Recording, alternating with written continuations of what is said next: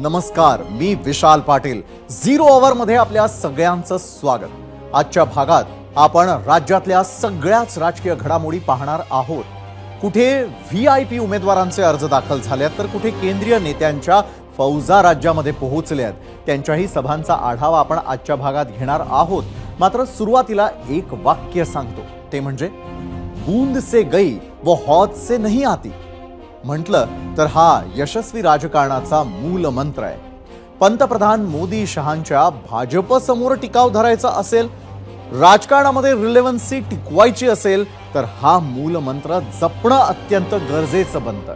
Digital युगामध्ये नेत्यांना तर आणखी जास्त काळजी घेण्याची गरज असते. बरं, तुम्ही म्हणाल की लोकसभा निवडणुकांच्या धुरळ्यामध्ये हे काय सांगतोय मी, तर सांगतो.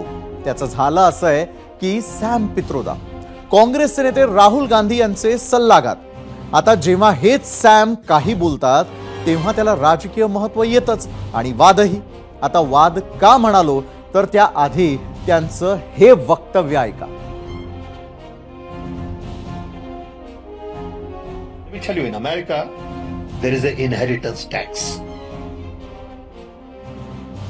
So if, let's say, one has $100 million worth of wealth, and when he dies, he can only transfer probably 45% to his children. 55% is grabbed by government. Now that's an interesting law. It says, you in your generation made wealth. You are leaving now, you must leave your wealth for public. Not all of it, half of it. Which to me sounds fair. In India you don't have that. If somebody is worth 10 billion and he dies, his children get 10 billion. Public get nothing.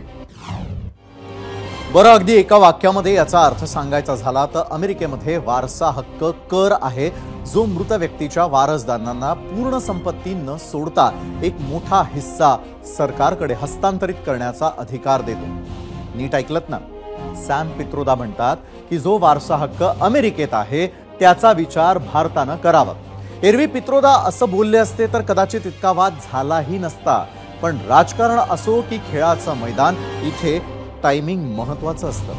तेच timing पित्रोदांनी चुकवलं आणि त्यावरच होता आपला आजचा पहिला प्रश्न. आणि तो पाहण्यासाठी आपण आता जाणार आहोत आपल्या पोल सेंटरकडे.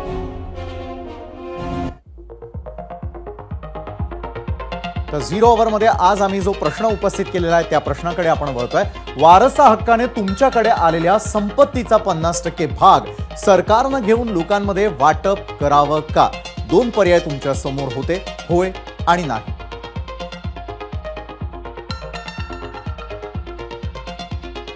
बरं, राहुल गांधी गेल्या 2 महिन्यांपासून सांगतायत की सरकार आलं तर देशामध्ये आर्थिक सर्वेक्षण करणार. इतकंच नव्हे तर काँग्रेसच्या जाहीरनाम्यातही नव्या आर्थिक धोरणाचा उल्लेख केलेला आहे. आणि त्यात आज सॅम पित्रोदांचं हे वक्तव्य आलं आणि त्यावरून आधीच मोदी शहांनी काँग्रेसला अक्षरशः घेरलं. बस, आता समुद्रापार सॅम पित्रोदांनी एक ठिणगी टाकली आणि ऐन लोकसभेच्या प्रचारामध्ये त्याच वक्तव्यावरून वणवा पेटला. आता सॅम पित्रोदांचं वक्तव्य इतक्या गांभीर्यानं का घेतलं गेलेलं आहे? कारण ते आहेत राहुल गांधी यांचे राजकीय सल्लागार. त्यांची राजकीय कारकीर्द पाहूयात आणि त्यासाठी आपण आत्ता जाणार आहोत आपल्या मीडिया सेंटरवर. तर कोण आहेत सॅम पित्रोदा? सध्या काँग्रेसच्या ओव्हरसीज विंगचे अध्यक्ष, माजी पंतप्रधान मनमोहन सिंगांचे सल्लागार, संयुक्त राष्ट्रातही सल्लागार म्हणून काम केलंय. पित्रोदांचा जन्म ओडिशातला आहे, कुटुंब गुजराती आहे.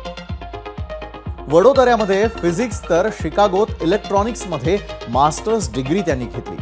1964 पासून 20 वर्ष अमेरिकेत वास्तव्य.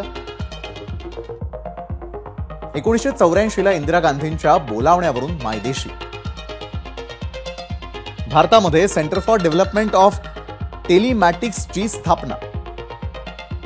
राजीव गांधींसोबत पाणी, साक्षरता, दुग्ध, तेलबियांसारख्या मोहिमांचे प्रमुख. पित्रोदा सध्या 5 स्वयंसेवी संस्थांचे प्रमुख आहेत. 1989 भारताच्या दूरसंचार आणि तंत्रज्ञानाचा पाया रचला.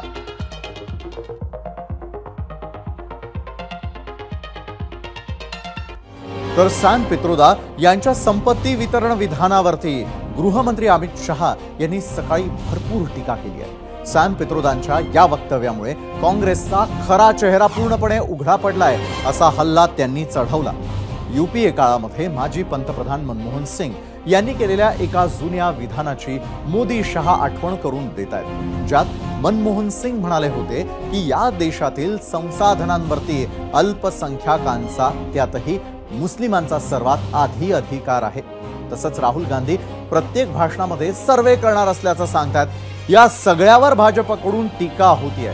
आज छत्तीसगडमधील सरगुजा इथल्या सभेमध्ये पंतप्रधान मोदींनी काँग्रेससाठी एक वेगळं स्लोगन सुद्धा तयार केलंय. सॅम पित्रोदा यांच्या या विधानामुळे प्रचार काळामध्ये भाजपच्या हाती आयतं कोलीत मिळालंय हे नक्की. मोदी आणि शहा नेमकं काय म्हणालेत आता ते पाहूया. कांग्रेस का मंत्र है कांग्रेस की लूट, जिंदगी के साथ भी और जिंदगी के बाद भी. जब तक आप जीवित रहेंगे कांग्रेस आपको ज्यादा टैक्स से मारेगी, और जब आप जीवित नहीं रहेंगे तो आप पर इनहेरिटेंस टैक्स का बोझ लाद देगी. सैम पित्रोदा जी के बयान ने कांग्रेस का मकसद देश के सामने स्पष्ट कर दिया है. वो देश के जनता की निजी संपत्ति का सर्वे कर निजी संपत्ति को सरकारी खजाने में डालकर जो उन्होंने यूपीए के शासन में तय की थी प्रायोरिटी कि देश के संसाधन पर सबसे पहला अधिकार माइनॉरिटी और उसमें भी मुस्लिम लोगों का है, उस प्रकार से इसका बंटवारा करना चाहती है. मैं मानता हूं कांग्रेस पार्टी या तो अपने मैनिफेस्टो से इस बात को विड्रॉ करे या उन्होंने स्वीकार करना चाहिए कि यही उनका मकसद है. काँग्रेसचे ज्येष्ठ नेते सॅम पित्रोदांच्या या वक्तव्यामुळे आपली 50% संपत्ती वारसा कर म्हणून केंद्र सरकार ताब्यात घेणार हा प्रश्न सध्या अनेकांना पडलेला आहे. आणि यावरूनच सध्या भारतीय जनता पक्षाकडून संपूर्ण देशभरातून टीकेची झोड उठवली जाते आहे. तर सॅम पित्रोदांना त्यांचे विचार मांडण्याचा पूर्ण अधिकार आहे, परंतु पित्रोदांच्या प्रत्येक मताशी काँग्रेस सहमत असेल असं नाही असं म्हणत काँग्रेसनं पित्रोदांच्या वक्तव्याशी अंग झाडलंय. पित्रोदांच्या वक्तव्याचा पक्षाशी काहीही संबंध नाही असं अध्यक्ष मल्लिकार्जुन खरगेंनी स्पष्ट केलंय. तर वाद वाढतोय हे लक्षात येताच सॅम पित्रोदांनी आपल्या विधानावरती स्पष्टीकरणही दिलं. एक्सवर त्यांनी लिहिलेल्या पोस्टमध्ये आपल्या विधानाचा गैरअर्थ काढल्याचा आरोप करण्यात आलेला आहे. पंतप्रधान नरेंद्र मोदी काँग्रेसच्या जाहीरनाम्याविषयी खोटा प्रचार करतायत. माझ्या वैयक्तिक पातळीवरती केलेल्या विधानाचा गैरअर्थ काढून त्यावर टीका टिप्पणी सुरू केली आहे, हे दुर्दैवी आहे असं पित्रोदांनी आपल्या या पोस्टमध्ये म्हटलंय. मात्र हा सगळा प्रकार ज्या काँग्रेसच्या जाहीरनाम्यावरून सुरू झालेला आहे, मोदींनी तर काँग्रेस की लूट, जिंदगी के साथ भी और जिंदगी के बाद भी अशी टॅग लावून दिलेली आहे. बरं, काँग्रेसच्या जाहीरनाम्यावरून भाजपनं आरोप सुरू केला. त्याच जाहीरनाम्यातील वादाचे मुद्दे पाहणार आहोतच.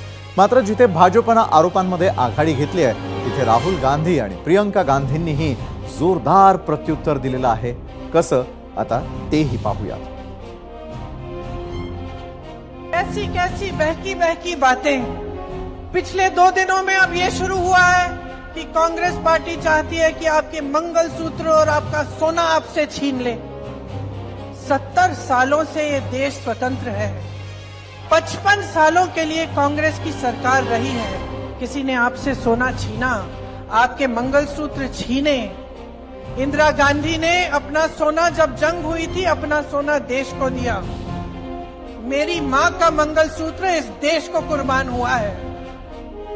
हमने वायदा किया है कि जैसे ही हमारी सरकार आएगी हम फाइनेंशियल और इंस्टीट्यूशनल सर्वे करेंगे और इस ऐतिहासिक कदम के बाद हम क्रांतिकारी काम शुरू करेंगे.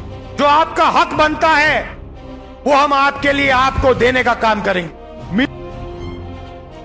खरं तर काँग्रेसचा जाहीरनामा आल्यापासून पंतप्रधान मोदी असो की गृहमंत्री अमित शहा भाजपच्या प्रत्येक नेत्यानं त्यावर टीका केली. काँग्रेस अल्पसंख्याक समाजाचं भलं करू पाहतोय, अल्पसंख्याकांचे लांगुल चालन सुरू आहे असे आरोप देखील सुरू झाले. मनमोहन सिंगांनी 2007 साली केलेल्या भाषणांचे दाखले दिले जाऊ लागले. इतकंच नाही तर काँग्रेसवर शहरी नक्षलवादाचा कब्जा झालाय असाही घणाघाती आरोप सुरू झाला. तर त्यावर उत्तर देताना महाराष्ट्राचे माजी मुख्यमंत्री पृथ्वीराज चव्हाण आणि उद्धव ठाकरेंनी नेमक्या काय प्रतिक्रिया दिलेल्या आहेत ते पाहणं देखील महत्त्वाचं आहे. पाहूयात. सलग 10 वर्ष त्यांना दिली, त्यातली 5 वर्ष आम्ही त्यांच्यासोबत होतो. दुर्दैवाने बोलतात कशावर, कोण काय खाते, कोण मांस खाते, कोण मच्छी खाते, मांस मासे, त्याच्यातील मुलं, कोणाला किती मुलं होणार, त्यांना हे काँग्रेसवाले संपत्ती वाटणार. ते मग सांगतात भाई और बहनो, खास करून महिलांना, की तुमचा दागिना, तुमचं मंगळसूत्र हे त्यांना देऊन टाकतील. मोदीजी, तुम्हाला मंगळसूत्राचं महत्व कळलं कधी? पण मंगळसूत्र तुमचं गांठ ते मुसलमानांना देऊन टाकतील हे नाही बोलले. जास्त मुलं होतील त्यांना देऊन टाकतील. निवडणुकीच्या पहिल्या टप्प्याच्या आकड्यावरून भाजपचं धाबं दणाणलंय. मोदींची जीभ घसरायला लागलेली आहे आणि ते आता वाटेल ते आरोप करायला लागलेले. काँग्रेस म्हटलं काँग्रेसच्या जाहीरनाम्यामध्ये तुमचं मंगळसूत्र विकणार. माझ्याकडे काँग्रेसचा जाहीरनामा पडलेला आहे, आपण सगळ्यांनी बघा की मंगळसूत्र विकणार मी कुठे लिहिले. मोदींसारख्या माणसांनी असं खोटं बोलायचं. तुमच्या सगळ्या दागिन्याचं ऑडिट करणार आणि ते सगळ्यांना वाटणार. कुठे लिहिले आम्ही? तुमच्याकडे विकासाचे मुद्दे नाही. तुम्ही बेरोजगाराचं बोला, महागाईचं बोला, शेतकऱ्यांचं बोला, भ्रष्टाचाराचं बोला, निवडणूक रोख्यांचं बोला. एक वाक्य, एक शब्द, एक वक्तव्य किती महागात पडू शकतं याची अनेक उदाहरणं आपल्या देशात आहेत. 2012 साली सोनिया गांधींनी मोदींचा मौत का सौदागर असा उल्लेख केला, तर त्याचे परिणाम काय झाले हे काँग्रेस कधीही विसरू शकणार नाहीये. असं काँग्रेसच्याच मणिशंकर अय्यर यांनी मोदींवर टीका करत असताना नीच या शब्दाचा वापर केला. साल 2017 होतं आणि निवडणूक गुजरातचीच होती आणि मोदींनी अख्खी निवडणूक याच शब्दाभोवती नेली. काँग्रेसला पूरक असं चित्र गुजरातमध्ये असताना मोदींनी मैदान मारून दिलं. काँग्रेसला धूळ चालली. निवडणुका आल्या, निवडणुका गेल्या, मात्र काँग्रेसच्या नेत्यांनी वक्तव्य काही थांबवली नाही. असो, तुर्तास वेळ झालेल्या आपल्या पहिल्या प्रश्नावरती तुम्ही दिलेल्या प्रतिक्रिया पाहण्यासाठी आणि त्यासाठी आपण जाणार आहोत आपल्या मीडिया सेंटरला. आज विचारलेल्या प्रश्नावरती तुम्ही कसे व्यक्त होताय पाहूयात. वारसा हक्कानं तुमच्याकडे आलेल्या संपत्तीचा 50% भाग सरकारनं घेऊन लोकांमध्ये वाटप करावं का? होय आणि नाही हे 2 पर्याय तुमच्याकडे होते. तर सुरुवातीला एक्सवरती अमोल मानकर म्हणतात, काँग्रेसच्या जाहीरनाम्यामध्ये असा कुठेही उल्लेख नाही, फक्त सर्वेक्षण करणार आहेत, कारण देशातील 40% संपत्ती फक्त 10% लोकांकडे आहे. आशिष पुरी म्हणतात, काँग्रेसनं आधी त्यांचा 50% पार्टी फंड जनतेमध्ये वाटावा आणि मग असल्या गोष्टी कराव्यात. एक्सवरती राजाराम दिंडे म्हणतात, जर भ्रष्टाचारानं फसवणूक करून जमा केलेली संपत्ती वारसा हक्कानं मिळाली असेल तर प्रामाणिकपणे 100% भाग सरकारकडे जमा करावा. आकाश मार्गे युट्यूबवरती म्हणतात, राजकारण्यांनी भ्रष्टाचार करून कमावलेली रक्कम जप्त करून गरीब जनतेमध्ये वाटावी. तर मृणालिनी मयेकर म्हणतात, आधी सर्व राजकीय नेत्यांची संपत्ती वाटा, नेत्यांनी जनतेच्या पैशातून संपत्ती कमावली आहे.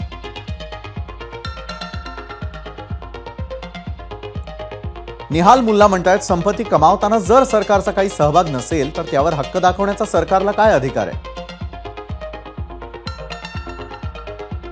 फेसबुकवरती पियुष कश्यप म्हणतात, संपत्ती आमच्या बापजाद्यानं कमावलेली असेल तर सरकारला का द्यायची?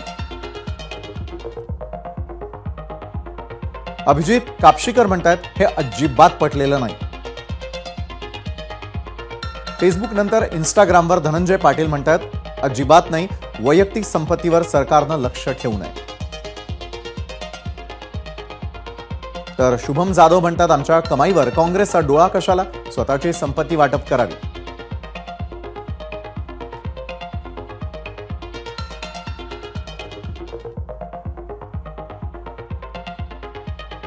काँग्रेसचं न्यायपत्र असो की मोदी की गॅरंटी, दोन्ही प्रमुख पक्षांनी आपापल्या पद्धतीनं मतदारांना आकर्षित करण्यासाठी अनेक घोषणा केल्या. त्यातल्या काही घोषणा आत्ताच वादात अडकल्यात आणि त्यावरच बोलण्यासाठी आपल्या सोबत आहेत, आज जोडले जाणार आहेत. खरं तर काँग्रेसचे प्रमुख प्रवक्ते अतुल लोंढे आणि भाजपचे आमदार अतुल भातखळकर.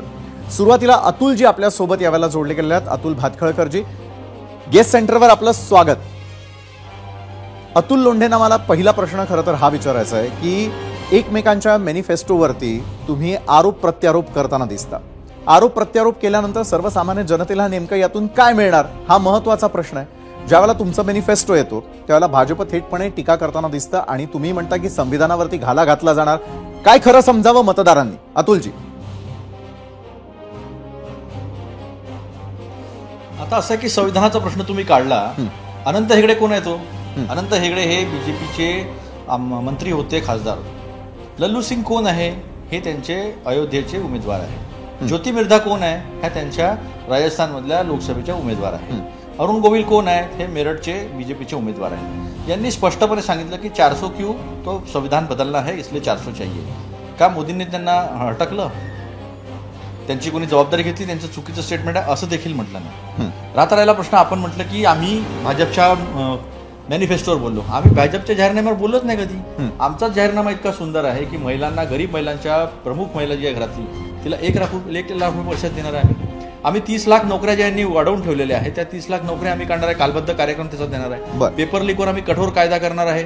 आम्ही मार्च 2024 पर्यंत जे एज्युकेशन लोन आहे ते एज्युकेशन लोन माफ करणार आहे आम्ही. त्याच्यानंतर हे विद्यार्थ्यांसाठी अतिशय महत्वाचं आहे. शिक्षण झालं तर पुढे जातील, ते लोन आम्ही माफ करणार आहे. शेतकऱ्यांच्या संदर्भामध्ये स्वामीनाथन कमिशननं दिलेलं जे MSPचा कायदा आम्ही करून देणार आहे. आम्ही त्यांची कर्जमाफी करणार आहे. आणि आपण एक लक्षात घेतलं पाहिजे की जिंदगी के 7 भी और जिंदगी के बाद भी जे मोदीजी बोलले, मग मला त्यांना हा प्रश्न विचारायचा आहे, तुम्ही दूध, दही, आटा या सगळ्या गोष्टीवर जीएसटी लावला ना? अशी कोणती गोष्ट सोडली तुम्ही जीएसटी नाही लावला? हे जिंदगी के साथ आणि जिंदगी के बाद भी अंतिम संस्काराच्या, अंतिम विधींच्या ज्या वस्तू आहेत त्याच्यावर पण जीएसटी लावलेला. बरं, मोदींना तुम्ही थेट प्रश्न विचारताय. अतुल लोंढेजी, अतुल भातखळकर याचं उत्तर देतील. अतुलजी, प्रश्न तुम्हाला करण्यात आलेला आहे थेटपणे अतुल लोंढे यांच्याकडनं, आणि मलाही त्यात एक भर घालून प्रश्न विचारावा असं वाटतो की जी नवीन आर्थिक नीती आणण्यासंदर्भात बोललं जात आहे काँग्रेसच्या या मॅनिफेस्टोमध्ये, आणि त्याचबरोबर एका बाजूला घाबरवलं देखील जात आहे की वारसा हक्क कर जो आहे त्याच्यावरती आपण काँग्रेसला थेटपणे घेरता. अतुल भातखळकरजी. काँग्रेसचा खरा चेहरा हा राहुल गांधींच्या भाषणामुळे पूर्णपणे उघडा पडलेला आहे. एकीकडे वारसा हक्क टॅक्स लावणार म्हणतात, एकीकडे जाती जातीमध्ये गणना करून संपत्तीचं पुनर्वाटप करणार, आणि यांच्या दृष्टीने जाती जाती म्हणजे काय तर कर्नाटक मध्ये सर्व मुस्लिम समाजाला ओबीसी मध्ये टाकून दिलं आणि सगळ्या संपत्तीचं वाटप हे मुस्लिमांना, मायनॉरिटीजना करणार. 2006 साली मनमोहन सिंग काय बोलले होते की या देशातल्या नैसर्गिक साधनांवर पहिला हक्क कोणाचा आहे तर तो मुस्लिमांचा आहे. हे मनमोहन सिंगांचं भाषण होतं.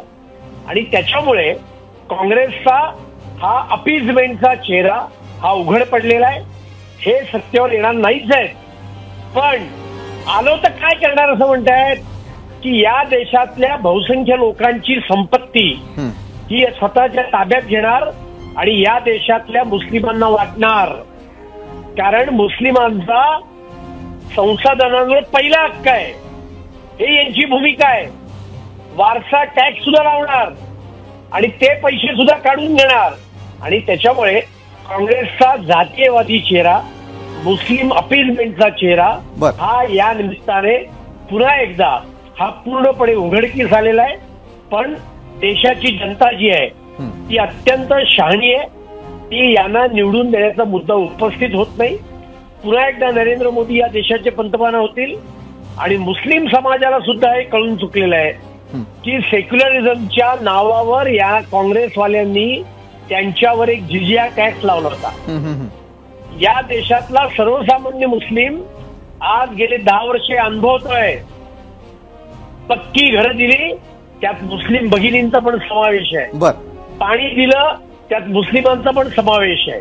पण यांचे धंदे फक्त समाजाला जाती जाती आणि धर्माधर्माच्या नावावर बाटवायचं, प्रत्येकाला असुरक्षितता निर्माण करायची आणि स्वतःकडे मतं खेचून आणायची, हे यांचा खरा चेहरा जो आहे तो जनतेला कळून चुकलेला आहे. काँग्रेसचा खरा चेहरा आहे का लोंढेजी? त्यांनी विकासाची फळं चाखलेली आहेत आणि त्यामुळे अधिक भारत विकसित करण्याकरता 100% 400 पार भारतीय जनता पार्टी आणि राष्ट्रीय लोकशाही भातखळकरजी, मी आपल्याकडे येतो, निवडून देणार. लोंढे उत्तर देतील.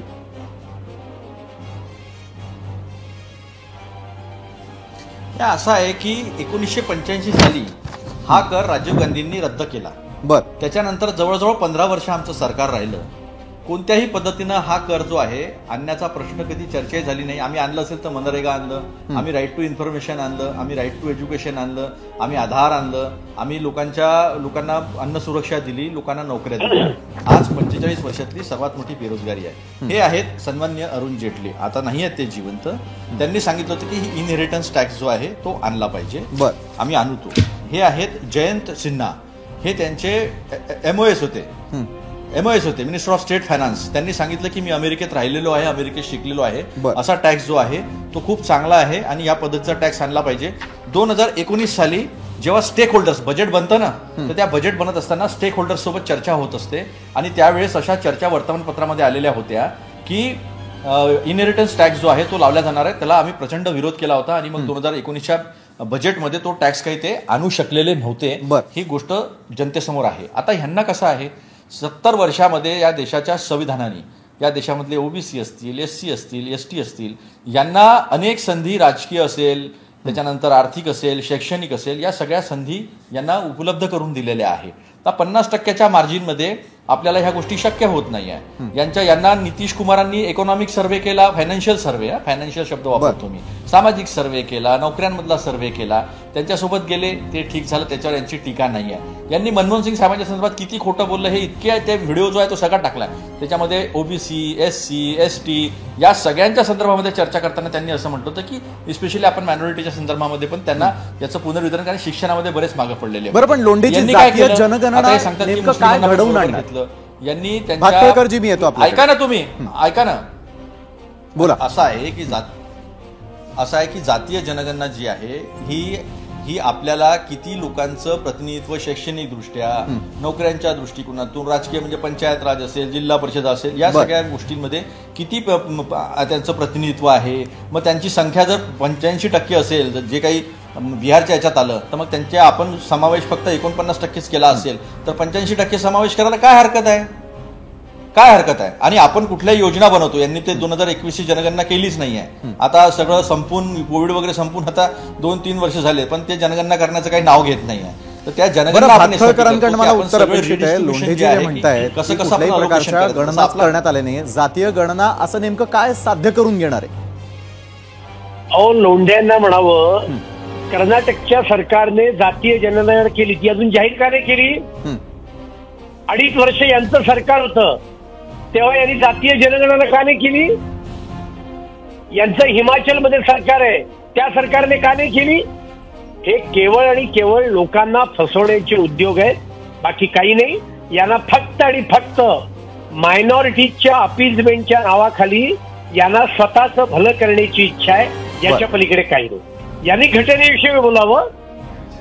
70 वर्षात 80 वेळेला घटना दुरुस्ती केली, आणीबाणीमध्ये घटनेची मोडतोड केली, पार्लमेंटची मुदत 5 वर्षाची 6 वर्ष एक्झिक्युटिव्ह ऑर्डरने केली, घटना मोडीत काढण्याचा ड्राफ्ट यांनी तयार केला. यांनी भारतरत्न बाबासाहेबांना कधी भारतरत्न दिलं नाही. पंडित नेहरूंनी स्वतःला भारतरत्न घेतला, इंदिरा गांधी स्वतःला भारतरत्न घेतला, पण यांना कधी बाबासाहेब आंबेडकरांना भारतरत्न द्यावा असं वाटलं नाही. बरोबर आहे. आणि घटनेची मोडतोड यांच्या इतकी या देशामध्ये काँग्रेस तितकी कोणीही केलेली नाहीये. आणि त्यामुळे आमच्या दृष्टीने संविधान हे बायबल, कुराण, वेद, गीता याच्यापेक्षा अधिक पवित्र आणि महत्वाचं आहे. आणि त्याच्यामुळे संविधान बदलण्याचा मुद्दा उपस्थित होत नाही. यापूर्वी अटलजींचं सरकार होतं. बरोबर आहे. भातखळकरजी, आपल्याकडे वेळ थोडी कमी आहे, लोंढेंना आपण उत्तर देऊ देऊयात. आणि लोंढेजी, मला सांगा, मतदारांनी कुणाकडे नेमकं पाहावं, मतदारांचं काय भलं होणार आहे या आरोप प्रत्यारोपांमध्ये लागलाय. आणि त्यामुळे धर्माधर्मात आणि जाती जातीत भांडणं लावण्याचे याच्या पलीकडे आज तर राहुल गांधींनी. भातखळकरजी, मी आपल्याकडे पुन्हा एकदा येईन. लोंढेजी, जाता पूर्णपणे एकेरी त्या ठिकाणी करण्याचं काम केलं, ज्याचा मी तीव्र निषेध नाही, आता करतो. त्यांना गप्प करा ना. निषेध त्यांना करतायत बोलायचं ते. आहे. निषेध करतात तुम्ही केलेल्या आतापर्यंतच्या कामाचा. नक्कीच लोंढेजी.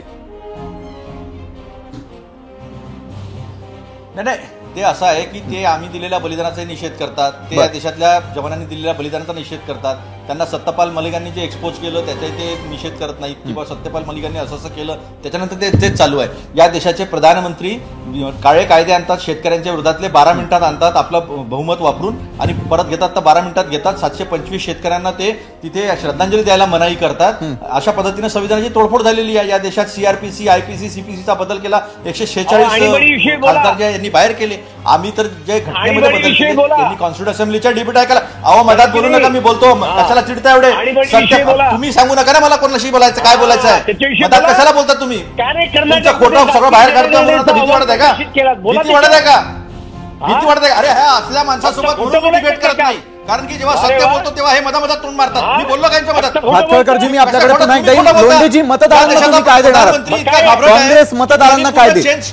त्यांनी विशाल त्यांचं तोंड बंद करा पहिले.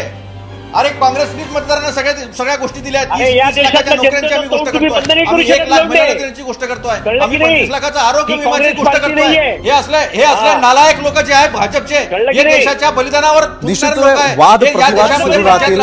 प्रचार सभा देखील संपूर्ण देशभर होताना आपल्याला पाहायला मिळतात. नक्कीच, मात्र वेळेची कमतरता असल्यामुळे तुम्ही या कार्यक्रमात आमच्याबरोबर जोडला गेलात आणि सविस्तर बोलात. यासाठी खूप खूप धन्यवाद अतुल लोंढेजी आणि अतुल भातखळकर. हा मनुष्य जो आहे. भाजप आणि काँग्रेसच्या जाहीरनाम्यातील वादासंदर्भात तर आपण अनेक घडामोडी पाहिल्या. एकमेकांवरती आरोप प्रत्यारोप होतच राहतील. मात्र मतदारांनी ठरवायचं आहे की येत्या काळात काय करायचंय. आणि आता वेळ झालेली आहे आमच्या आजच्या प्रश्नावर तुम्ही दिलेला कौल पाहण्यासाठी, आणि तो कौल पाहण्यासाठी आपण जाणार आहोत आपल्या पोल सेंटरला. तर वारसा हक्काने तुमच्याकडे आलेल्या संपत्तीचा 50% भाग सरकारनं घेऊन लोकांमध्ये वाटप करावं का? एकूण मतं आपल्याला युट्यूबवर 35,000 प्राप्त झालेली आहे. होय म्हणतायत 28%, नाही म्हणतात 72%. त्यानंतर एकूण मतं आपल्याला इंस्टाग्रामवर प्राप्त झाली आहेत 4,000 मतांपैकी होय म्हणणाऱ्यांची टक्केवारी आहे 36%, 64% म्हणतायत नाही. तर एक्स वरती आपल्याला 5,000 मतं प्राप्त झालेली आहेत. या 5,000 मतांपैकी होय नाही याची आकडेवारी जर पाहिली तर होय म्हणतात केवळ 5% जनता, नाही म्हणते 95%.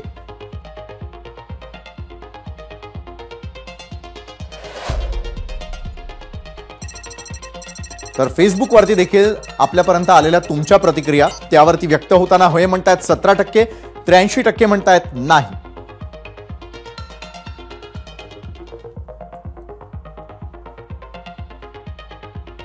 तर विकास कामांचं गणित वेगळं आणि निवडणूक जिंकण्याचं गणित वेगळं.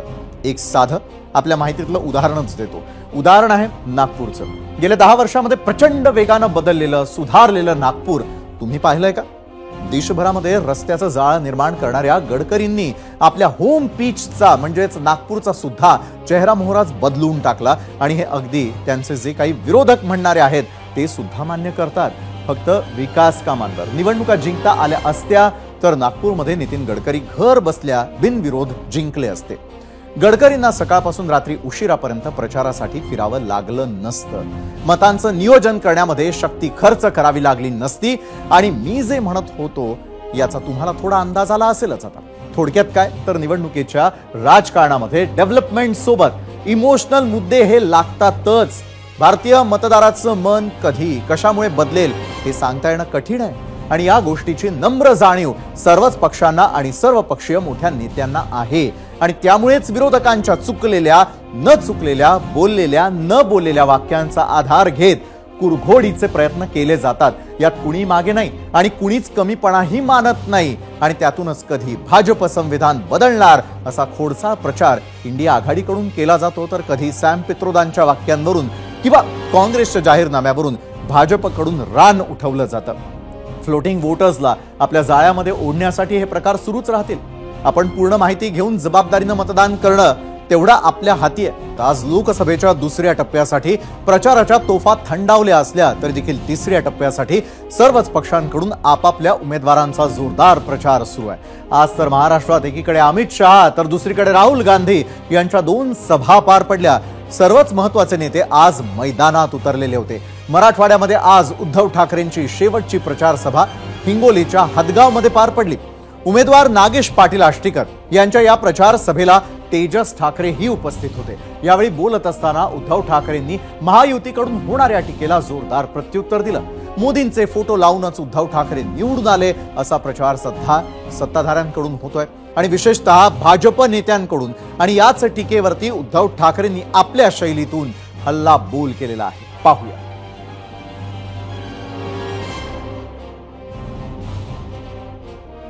आज त्यांना कळलेलं आहे की तुम्ही शिवसेना चोरण्याचा प्रयत्न केलात, पण मोदींच्या चेहऱ्यावरती मत मागू शकत नाही. जो गेल्या वेळेचा इथला गद्दार आपण निवडून दिला तर माझी चूक झाली ती. हा गद्दार तिकडे गेला तेव्हा मला काय सांगत होते, हे म्हणे मोदींचा फोटो लावला म्हणून निवडून आले. मग आता बाळासाहेबांचा फोटो का लावताय? आणि जर मोदींचा फोटो लावून गेल्या वेळेला निवडून आलेला गद्दार यावेळेला का बदललात? यावेळेला सुद्धा मोदींच्या बरोबरीने गद्दारांच्या बाजूला मोदींचा फोटो लावून बघायचं होतं ना, लोक निवडून देतात का? तर उद्धव ठाकरेंच्या याच वक्तव्यावरती आम्ही तुम्हाला आजच्या भागातील दुसरा प्रश्न विचारला होता. तो प्रश्न पाहण्यासाठी आता आपण जाणार आहोत आपल्या पोल सेंटरवर. तर 0 ओव्हरमध्ये आज आम्ही विचारलेला दुसरा प्रश्न, मोदींच्या फोटोवर जिंकलो म्हणणारे आता बाळासाहेबांचा फोटो का लावतायत? उद्धव ठाकरेंच्या टीकेशी सहमत आहात का? 2 पर्याय तुमच्याकडे, होय आणि नाही. उद्धव ठाकरेंनी केवळ महायुतीवरच तोंडसुख घेतलंय असं नाही, तर त्यांनी आजच्या प्रचार सभेतून थेट निवडणूक आयोगालाही सुनावलं. झालं असं की शिवसेना उद्धव बाळासाहेब ठाकरे पक्षाच्या मशाल गीतावरून निवडणूक आयोगानं शिस्तीची छडी उगारली. प्रचार गीतामध्ये असलेले हिंदू आणि भवानी हे 2 शब्द काढून टाकण्याचे आदेश निवडणूक आयोगानं दिले आणि यावरून आक्रमक झालेल्या उद्धव ठाकरेंनी भवानी माता आमची अस्मिता आहे असं म्हणत ते शब्द हटवणार नाही असा आक्रमक पवित्रा घेतलाय. मगाशी तुम्ही ते मशाल गीत ऐकलत ना, त्याच्यामधला एक शब्द काढायला लावला मला. मी नाही काढला. कोणता शब्द? द्या मोठ्याने घोषणा. पुढची काय? जय भवानी जय शिवाजी आहे ना. भवानी मातेला आपल्यापासून दूर कोण करू शकतं? पण यांचा गडी धरगडी निवडणूक आयोग त्याने आम्हाला प्रेमपत्र दिलं की या गाण्यातला जय भवानी शब्द काढा. मग काय मोदींचं घालू? आम्ही जय श्रीराम बोलतो, आम्ही बजरंगबली की जय बोलतो, आम्ही बोलतो, पण तुम्हाला जय भवानीची एवढी अलर्जी का खास सुटली तुम्हाला? एकीकडे उद्धव ठाकरे महायुती आणि निवडणूक आयोगाला शिंगावर घेत असताना दुसरीकडे मुख्यमंत्री एकनाथ शिंदेंनी थेट उद्धव ठाकरेंना मर्यादा पाळण्याचा इशारा दिलाय. एबीपी माझाला एक्सक्लुझिव्ह मुलाखतीमध्ये मुख्यमंत्र्यांनी तुमची पात्रता काय, तुम्ही बोलता किती असा थेट सवालच ठाकरेंना केलेला आहे. खूप काय आहे. लंडनच्या विश्रांतीची फक्त उच्चार केल्यावर एवढं अस्वस्थ होण्याचं कारण काय? आमच्याकडे तर सगळं आहे. आता ते कुठे लखनौमध्ये 200 एकर जमीन कुठलं ते चतुर्वेदीची इन्कम टॅक्सने अटॅच केली. त्याच्याबरोबर कोण आहे सगळं माहिती आहे आम्हाला. लंडनमधल्या प्रॉपर्टी कोणाची आहे सगळं माहिती आहे, सगळे कागदपत्र आहेत. पण आम्ही एक मर्यादा पाळतो. राजकारणामध्ये राजकीय गणित असतात, राजकीय आरोप प्रत्यारोप असतात, परंतु वैयक्तिक आरोप प्रत्यारोप करणं हे बाळासाहेबांनी आम्हाला शिकवलं नाही ना, आनंदीगे साहेबांनी शिकवलं. एकनाथ शिंदेंच्या या इशाऱ्यावर जेव्हा उद्धव ठाकरेंकडे विचारणा करण्यात आली तेव्हा दिवसभर प्रचार सभांमधून शिवसेना पळवली. गद्दार, मिंधे असा उद्धार करणाऱ्या उद्धव ठाकरेंनी मात्र घटनाबाह्य म्हणत सविस्तर प्रतिक्रिया देणं टाळलंय.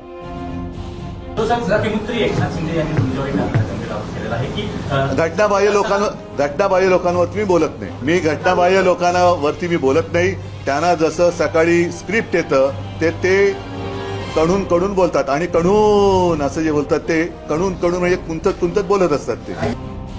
तिकडे उद्धव ठाकरेंनी प्रचारामध्ये आघाडी घेतली आहे तर इकडे शरद पवारांनीही सभांचा धडाका लावलेला आहे. 2019 साली राज ठाकरेंचे लाव रे तो व्हिडिओ ही साथ भरपूर गाजली होती आणि त्याच धर्तीवर शरद पवार यांनी आज लाव रे तो ऑडिओ असं म्हणत पंतप्रधान मोदींवरच निशाणा साधला. त्यांनी मोदींचा जुना व्हिडिओ लावला.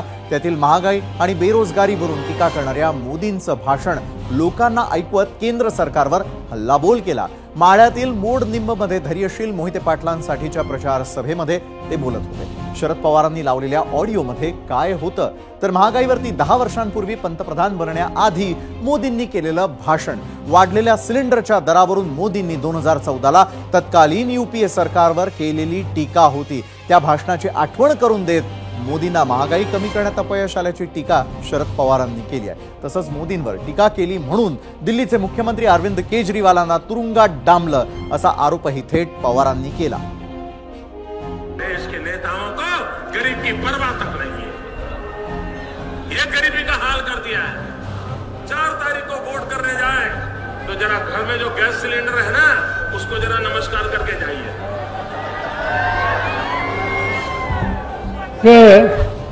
हे त्यांचं 2014चं भाषण आणि आज दिलेला शब्द फाळला नाही.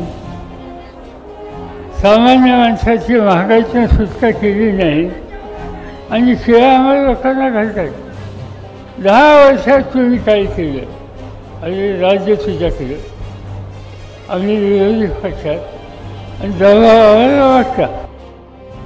विरोधक विरुद्ध सत्ताधारी टीकेची झोड उठवतायत तर तिकडे अमरावतीमध्ये राज्य सरकारचा भाग असलेले प्रहारचे बच्चू कडू आणि भाजपच्या नवनीत राणा यांच्यामधला वाद आता शिगेला जाऊन पोहोचलाय.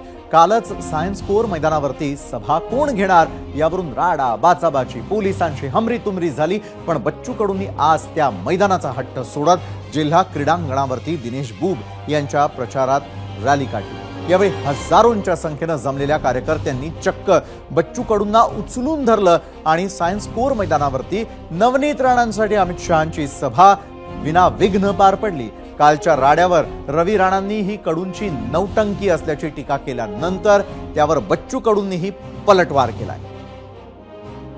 त्याला साल्याला म्हणा नौटंकी आम्ही केली नाही, परवानगी आम्हाला होती. 22 तारखेला बीजेपीच्या त्या विनोदला पत्र दिलेलं आहे. मी तुम्हाला दाखवलं का त्यांना परवानगी नाकारली आहे. कोणाची नौटंकी आहे? लाज वाटतं काय बोलताना त्याला काही?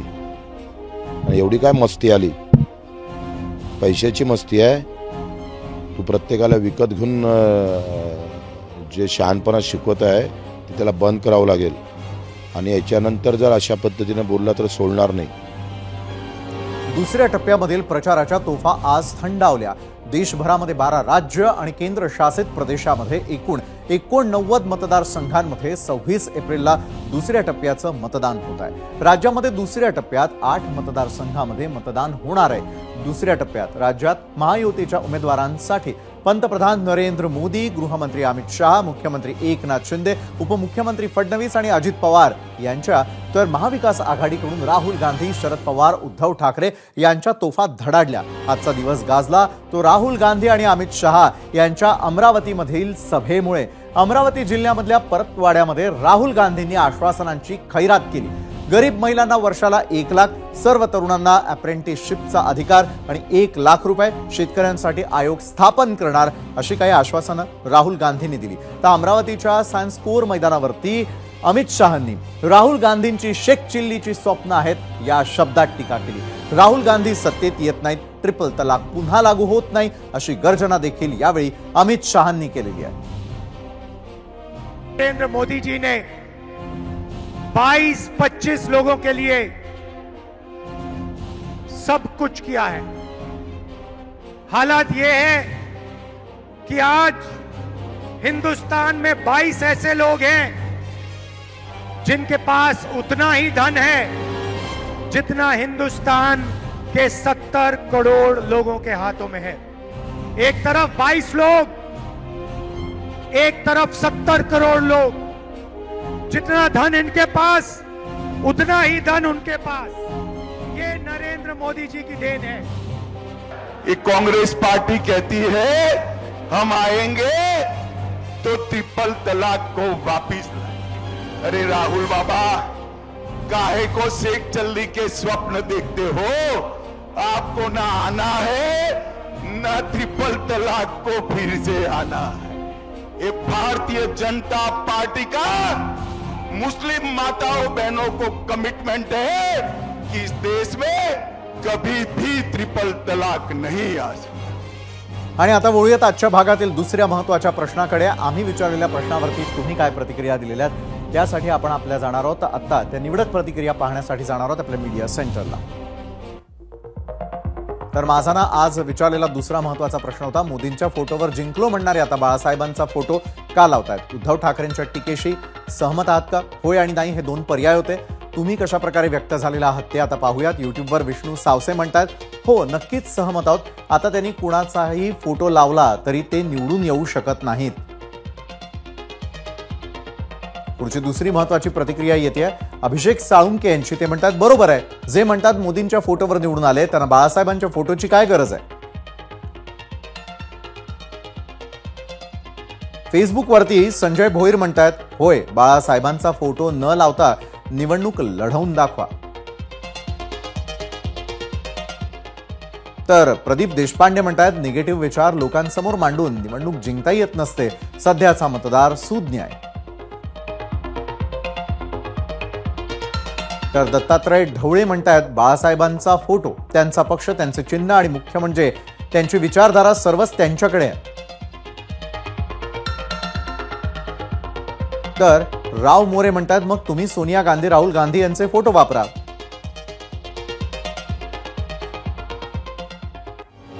तर दुसऱ्या प्रश्नावरती महाराष्ट्राच्या जनतेनं काय कौल दिलेला आहे तो कौल पाहण्यासाठी आपण आता जाणार आहोत आपल्या पोल सेंटरवर। तर महाराष्ट्राची जनता नेमकं काय म्हणते? 32,000 मतं मिळालेली आहेत आज युट्यूबवर आपल्याला। 32,000 मतांपैकी होय म्हणतात 88%, नाही म्हणतात 12%। हा झाला युट्यूबवरती तुम्ही दिलेला कौल। त्यानंतर इंस्टाग्रामवरती 3,000 मतं प्राप्त झालेली आहेत। या 3,000 मतांपैकी होय म्हणणाऱ्यांची टक्केवारी आहे 72%, 28% म्हणतात नाही। तर फेसबुकवरती देखील आलेल्या मतांपैकी नाही म्हणणाऱ्यांची टक्केवारी आहे 28%, उरलेले 72% म्हणतात होय। तर एक्स वरती आलेल्या प्रतिक्रियांबाबतही आपण जर पाहायला गेलं, होय नाही या प्रश्नांना उत्तर देताना 83% म्हणतात होय आणि नाही म्हणतात 17%। तर महाराष्ट्रामध्ये पहिल्या टप्प्यामध्ये फक्त 5 जागा होत्या, त्या सुद्धा फक्त पूर्व विदर्भातल्या, आणि तो काळ जो आहे तो वॉर्मअप मध्ये गेलेला आहे। परवा 8 जागांवर आणि 7 तारखेला 11 जागांवर अशा विदर्भ, मराठवाडा, पश्चिम महाराष्ट्र आणि कोकणामधील 19 जागांवरती फक्त 12 दिवसात मतदान होणार आहे। आणि त्यामुळे तापलेल्या उन्हामध्ये राजकीय गरमीची भर पडली आहे। सगळ्याच पक्षांनी गिअर बदललेला पाहायला मिळाला। 5 जागांना लिटमस टेस्ट मानून तो अनुभव पुढच्या टप्प्यामध्ये सगळेच जण वापरतायत। भाषणामधील काही मुद्दे बदललेले दिसले, आरोपांनाही धार आलेली दिसली। महाविकास आघाडीचा प्रयत्न, प्रचार स्थानिक मुद्दे आणि शेतकऱ्यांच्या मुद्द्यांभोवती ठेवण्यावरती दिसला, तर महायुतीचा भर मोदींची कारकीर्द आणि राष्ट्रीय मुद्द्यांवर दिसला। सर्वात महत्त्वाचं म्हणजे मतदानाचा टक्का वाढवण्यासाठी मेहनत घ्यावी लागणार, यावर सर्वच पक्षांचं एक मत दिसलंय। बदललेल्या स्ट्रॅटेजीचा कुणाला कसा फायदा होतो याकडे आपलंही लक्ष असेलच। लोकसभेच्या पहिल्या टप्प्याचं मतदान झालं, दुसऱ्याचा प्रचार संपला आणि तिसऱ्या टप्प्यातल्या नामांकनांना जोर धरलेला पाहायला मिळतोय। लोकसभेच्या दुसऱ्या टप्प्यामधील मतदानासाठी 48 तासांपेक्षा कमी अवधी आहे। तिसऱ्या टप्प्यासाठी प्रचाराचा वाढता जोर, तर चौथ्या टप्प्यासाठी उमेदवारांचे अर्ज भरण्यासाठीची लगबग आज पाहायला मिळाली। जालना लोकसभा मतदारसंघाचे भाजपचे उमेदवार रावसाहेब दानवेंनी आपला उमेदवारी अर्ज भरला। दानवेंनी अर्ज भरला तेव्हा एकही मोठा नेता उपस्थित नव्हता, तर त्यांच्या विरोधात 2 वेळा जालना लोकसभा मतदारसंघातून पराभवाचा सामना केल्यानंतर तिसऱ्या वेळी निवडणुकीच्या रिंगणात उतरलेल्या डॉक्टर कल्याण काळेंनी सुद्धा आज आपला अर्ज दाखल केला। यावेळी त्यांच्यासोबत काँग्रेसचे नेते अमित देशमुख, राष्ट्रवादी शरदचंद्र पवार पक्षाचे डॉक्टर राजेश टोपे उपस्थित होते। तसंच छत्रपती संभाजीनगरमधून एमआयएमचे विद्यमान खासदार इम्तियाज जलील यांनी आपला अर्ज दाखल केला। तर जळगावमधून शिवसेना उद्धव बाळासाहेब ठाकरे पक्षाचे उमेदवार करण पवार यांनी नेते संजय राऊत यांच्या उपस्थितीमध्ये जिल्हाधिकारी कार्यालयामध्ये आपला उमेदवारी अर्ज भरला. याशिवाय महाविकास आघाडीचे रावेर मतदारसंघाचे उमेदवार श्रीराम पाटील यांनीही अर्ज दाखल केलाय.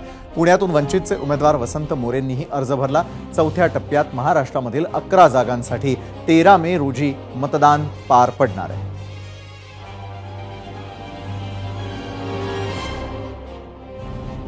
तर भाजपचे ज्येष्ठ नेते आणि केंद्रीय रस्ते वाहतूक मंत्री नितीन गडकरींनी आज यवतमाळच्या पुसदमध्ये सभा घेतली. हिंगोली लोकसभेच्या महायुतीच्या अधिकृत उमेदवार राजश्री पाटील यांच्या प्रचारासाठी गडकरी आले होते, पण भाषणाच्या अगदी सुरुवातीलाच पुढील काही मिनिटात नितीन गडकरींना अस्वस्थ वाटू लागला आणि त्यांना भोवळ आली. यावेळी स्टेजवर उपस्थित बॉडीगार्डनं तत्काळ गडकरींना खुर्चीवर बसवलं. स्टेजवरच प्राथमिक उपचारांनंतर नितीन गडकरींची प्रकृती सुधारली आणि त्यांनी राजश्री पाटलांच्या प्रचारासाठी जोरदार भाषणही केलं. नितीन गडकरींना भोवळ येण्याची ही पहिली वेळ नाही. तीव्र उन्हामुळे भोवळ आली होती, पण आता तब्येत नीट असल्याची माहिती गडकरींनी सभा संपल्यावर आपल्या एक्सच्या सोशल मीडिया हँडलवरून दिलेली आहे.